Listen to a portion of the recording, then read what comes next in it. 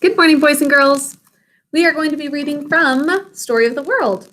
I was about to read it in another video that you guys would have seen already, but we are going to be reading it today all about King James and Jamestown.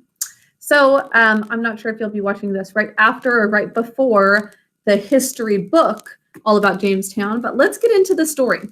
It's always interesting to hear some of the differences between the Story of the World version and others because a lot of this history was written down, but some of it was more word of mouth. And so the variations are just a little bit different. And also there can be slight variations because certain people who wrote the stories decided to focus on just some specific items. And then they left out other details. So it's good to get it from multiple angles. So let's begin reading.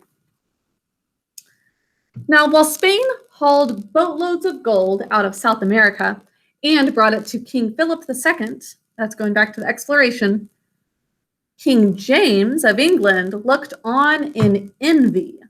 He wanted his share of the gold too. So he gave a group of wealthy Englishmen royal permission to look for gold in North America. Now, these wealthy men joined together to buy 3 ships. They were called the Susan Constant, the Godspeed, and the Discovery. Now, they filled the ships with food and tools and offered free land in the New World to men who would sail the ships to North America and search for gold. We already know that that's one of the reasons that people came to America. Instead of milk and honey, one wrote to a friend, we will find pearls and riches. Now, the 3 ships set out from England one cold December day, filled with bricklayers, blacksmiths, sailmakers, and goldsmiths. But as soon as the ships turned west, a strong wind blew them back. The ships struggled for 6 weeks against the wind before they got out of sight of shore. The hopeful colonists, crammed into tiny cabins beneath the decks, began to get seasick, and argue with each other. At last, the wind changed, and the ships began the long journey across the ocean. For 5 miserable months, the colonists lived on biscuits and baked as hard as iron and meat that was pickled in salt. Now, their fresh water stored in barrels on board was green with algae. Gross. They had barely enough to drink, and no one took a bath on the entire voyage. For months. Gross. Now, finally, the North American coast came into view. On May the 13th, 1607, the 3 ships landed. The colonists staggered to shore and found some shady green woods, streams of water, and tall, thick grass. The spring weather was warm and sunny. The forests were filled with wild geese, deer, and rabbits. The river nearby teemed with fish, crab, and oysters. The Indians, Native Americans, who lived nearby seemed very friendly.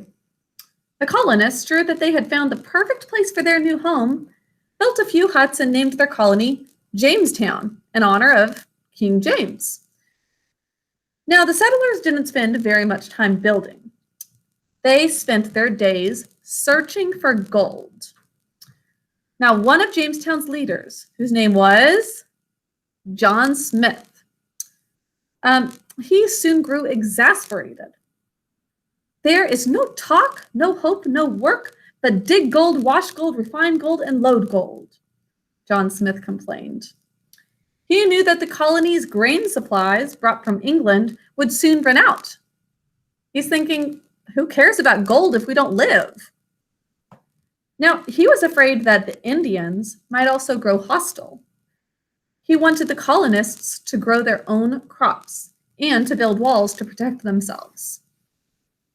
Meanwhile, the Indians near Jamestown were watching the English explore further and further into their country.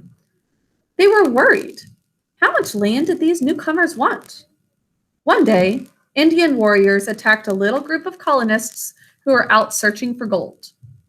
The colonists, frightened by the attack, finally listened to John Smith's advice. They built a fort with thick log walls to protect them, and they began to clear fields for crops. but it was too late. The English had arrived in Jamestown during a terrible drought. There was no rain. The fields were dry and the crops didn't grow. Water grew scarce and dirty. The grain from England was almost gone. The colonists began to grow ill from disease and starvation. One colonist, George Percy, wrote, "There were never Englishmen in such misery as we are."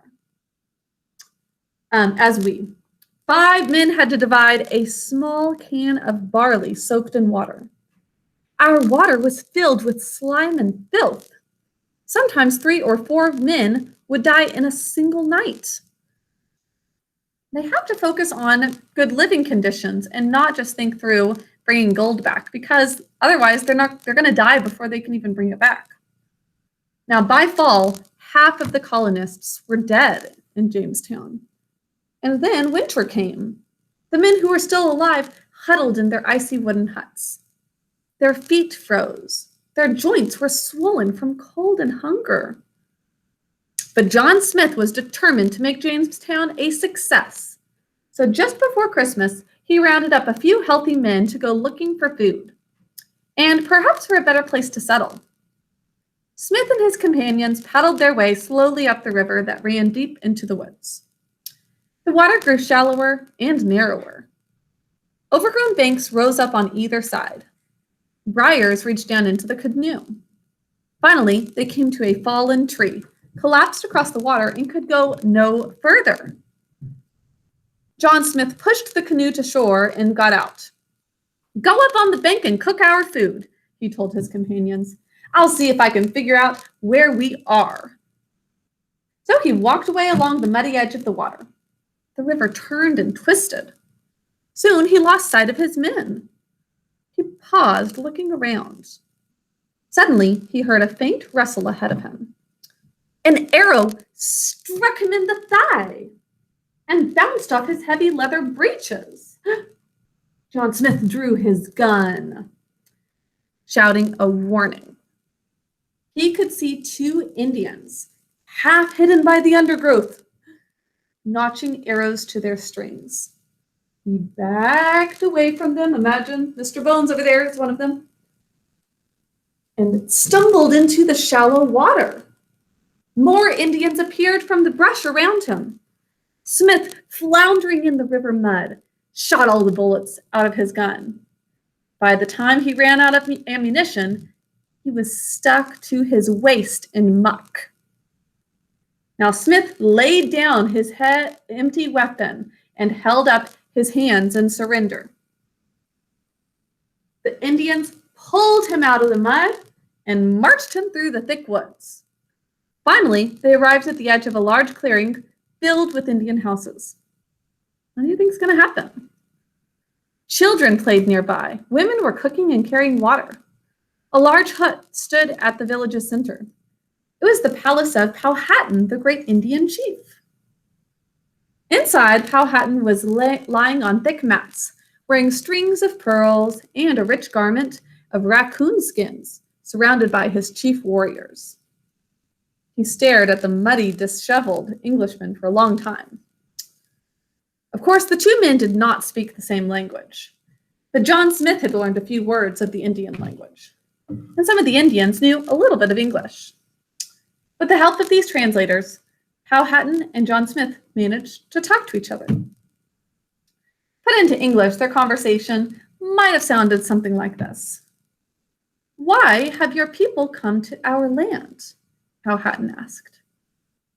"We had a fight with the Spanish," John Smith lied, "and they drove our ship onto your coast. Now the ship has sprung a leak. We have to stay here."